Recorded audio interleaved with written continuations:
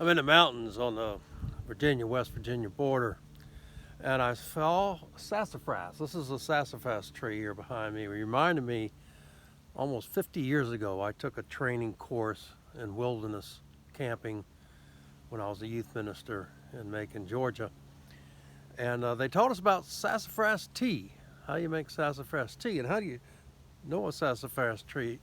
There are several leaves that they have three different forms. This is pretty much like a mitten, and then more often you're going to see one that's kind of three-toed type things, and there's some solid ones too.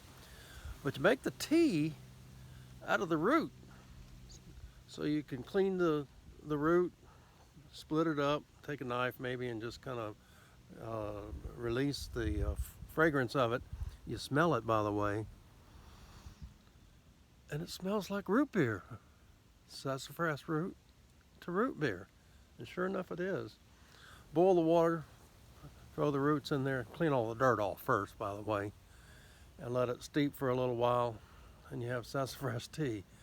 It's one of the great things about the wilderness camping.